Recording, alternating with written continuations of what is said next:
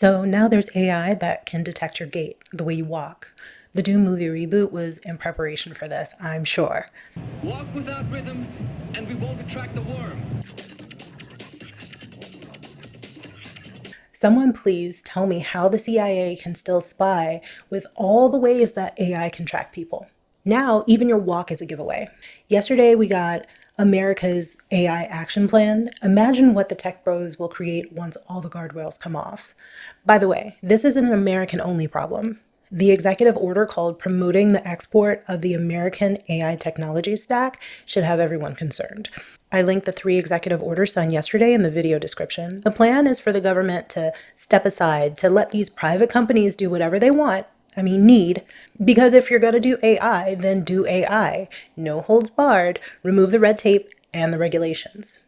Let these companies build giant data centers and semiconductor facilities wherever they want. While we're at it, let's use public money to build up the infrastructure. When we do all this, all Americans will benefit. They promise. AI is going to complement our work, not replace it. They swear. It'll create high-paying jobs and improve everyone's standard of living. To me, this sounds like trickle-down economics from the 80s. Remember when Reagan said that cutting taxes for the wealthy and corporations would create so much economic growth that everyone would benefit?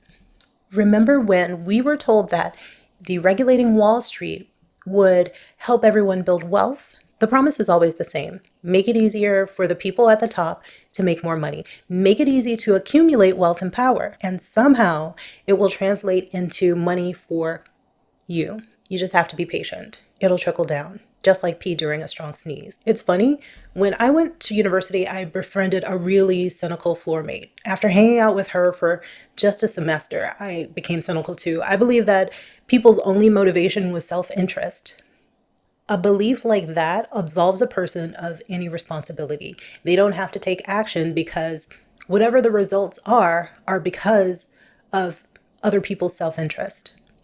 The thing about self-interest is sometimes people don't understand all the harms they may face. You never know what the tipping point could be to help them form a better choice. By the end of this video, I'm going to tell you what you can do as an ordinary person to make a difference. Hey, I'm Kina. Let's be clear. When I talk about AI, it's not about language learning models. It's the AI that's removing gallbladders. It's the AI for military use. It's the AI for surveillance, amongst others. If there's something you'd like me to talk about, tell me in the comments. I generally talk about technology, wealth inequality, and America. If you like what I'm doing with the channel, you can support it with a like, a comment. They're both great for the algorithm. Subscribe so you can help me reach 100,000. I'd really appreciate it. Let's be honest about what trickle-down economics has actually done. When I was growing up, people talked about their pensions. I even had a pension for a short while when I was a flight attendant. By a short while, I mean 8 years. The airline canceled the pension when it filed for bankruptcy in 2005. They handed over the pension to a federal agency that insures pensions.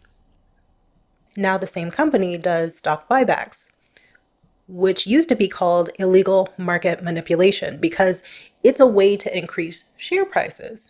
They'd rather do that than invest in workers or customer experience, maybe research. Meanwhile, we have private equity firms using a company's own assets as collateral to buy them. Then they load that company with debt, destroying it for short-term profit. Goodbye, Joann's Fabrics. Farewell, Toys R Us. Adios, Party City. Whole communities built around major employers get wiped out because financial engineering made destruction more lucrative than building. When it finally crashed in 2008, a direct result of all this deregulation, mind you, the banks and financial firms that caused the crisis got bailed out. Meanwhile, millions of Americans lost their homes. They lost their jobs, their retirement savings. The recovery primarily benefited the folks who already had assets to begin with. Today, a decent apartment costs what a house used to cost. Healthcare bankrupts families, even if they have insurance.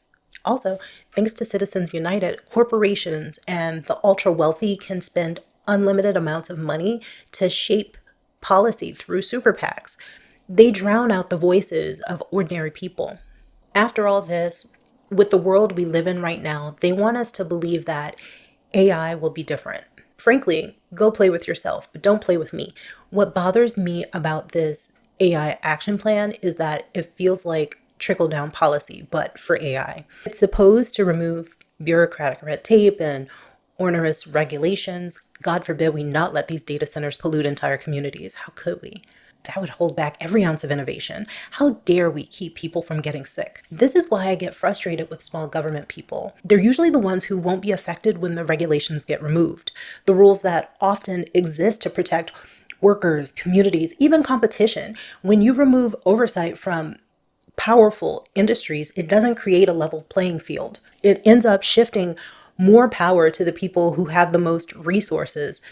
The plan talks about streamlining permits for data centers and semiconductor facilities.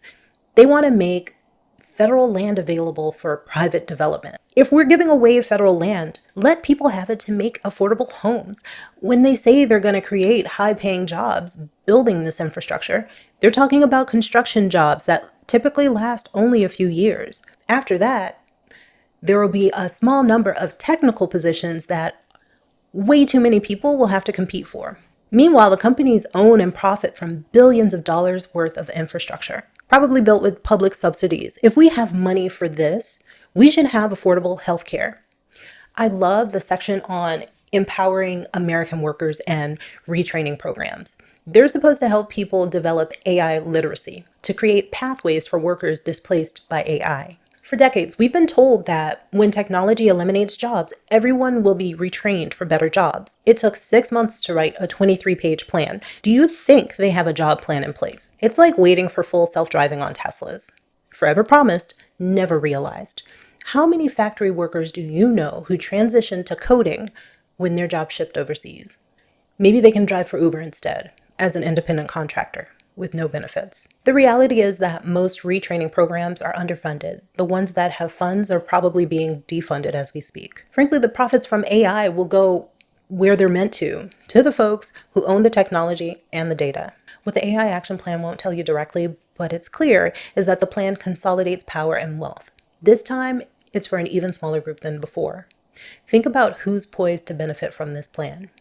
You need massive amounts of capital to build data centers and semiconductor facilities.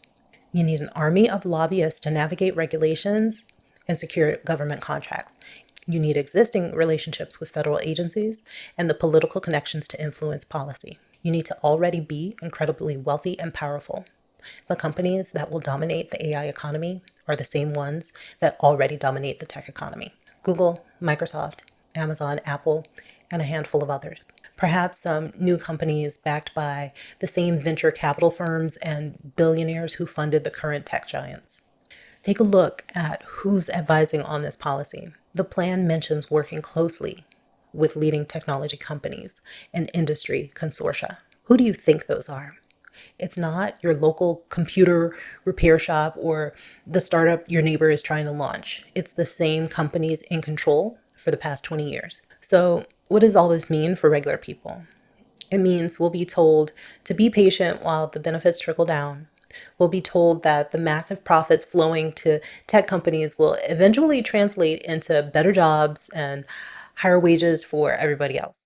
We'll be told that the efficiency gains from AI will make everything cheaper and more accessible. What will actually happen is that AI will eliminate jobs faster than it creates them.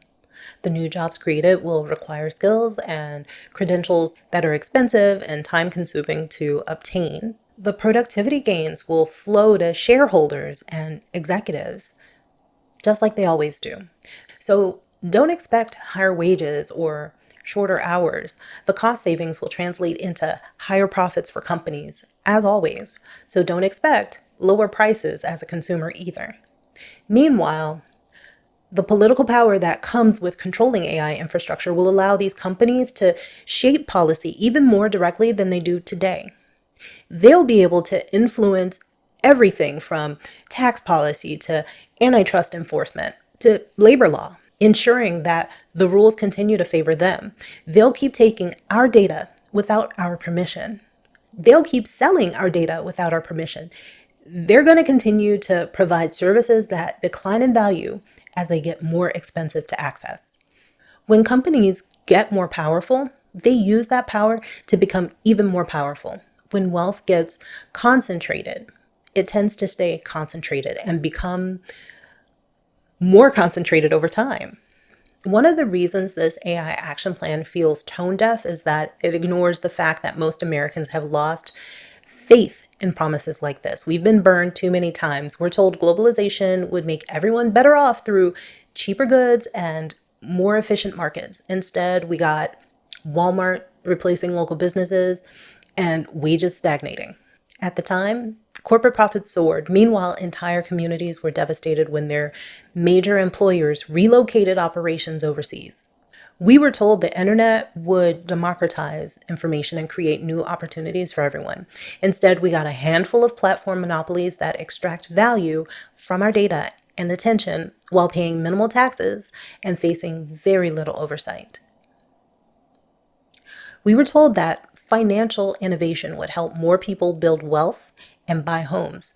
Instead, we got predatory lending, the 2008 crash, a recovery that primarily benefited people who already had assets. It's disgusting, really. I know this all sounds overwhelming, and I don't want to leave you feeling powerless. There are things that you can do starting right now that actually matter. Read the actual policy documents, not just the summaries.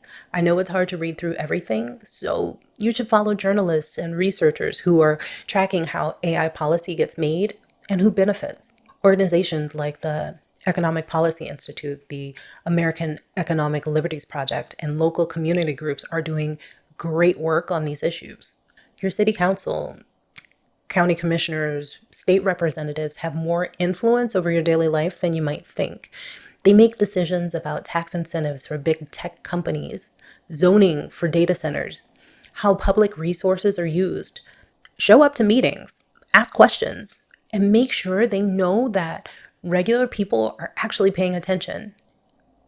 There are unions, community groups, and advocacy organizations working on these very issues. They need members, volunteers, donors. Even small contributions of time or money can make a difference when they're coordinated across thousands of people. Vote in every election, especially the small ones. School board, city council, the county commissioner races often get decided by only a few hundred votes. These are the people making decisions about how public resources get used and what kinds of development gets prioritized in your community. Talk to your friends and family, share articles, have conversations, help people connect the dots between policy and their lived experiences. This goes double for the people in your life who claim to not be political. The more people understand what's happening, the harder it becomes for politicians to ignore public opinion. Look, I'm not saying AI is inherently bad. I am saying the people behind it probably are, definitely are. Americans are tired of being told that prosperity and security will trickle down. We can see that these plans just widen the gap between those making the rules and everyone else. YouTube wants you to watch this. I'm not sure what it is, but I'm sure you'll like it. That's not my opinion. That's what YouTube thinks. Okay.